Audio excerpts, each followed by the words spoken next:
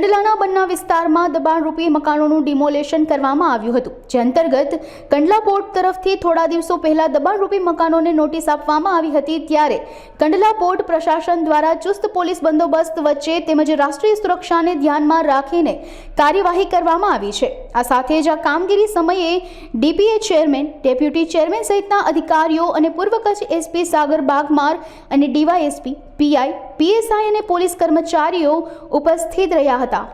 આજે કચ્છ જિલ્લાના કંડલા પોર્ટ વિસ્તારમાં જે અહીંયા બન્ના એરિયામાં જે ગેરકાયદેસર દબાણ હતા, જેમાં જે રહેવાસી લોકો ઝૂંપડા બનાવીને રહેતા હતા અને એના દ્વારા જે ઓવરઓલ રાષ્ટ્રીય સુરક્ષા, કોસ્ટલ સિક્યોરિટી અને પોર્ટની સિક્યોરિટીમાં જે એક ખાસ વસ્તુ હતી એ બાબતને ધ્યાને રાખીને દબાણો દૂર કરવામાં આવેલ છે। અને આ અહીંયા પોર્ટ વિસ્તારમાં જે ક્રિટિકલ ઇન્ફ્રાસ્ટ્રક્ચર છે એ ઇન્ફ્રાસ્ટ્રક્ચરની અલગ અલગ ગેરકાયદેસર ગતિવિધિઓમાં જોડાયેલા લોકો પણ ઘણા બધા આમાં રહેતા હતા। એ બધી વસ્તુઓને ધ્યાનમાં રાખીને જે છે બન્ના વિસ્તારના દબાણને દૂર કરવામાં આવ્યા છે, જેમાં કંડલા પોર્ટ અને કચ્છ પોલીસ દ્વારા જે છે દબાણ દૂર કરવામાં આવ્યા છે।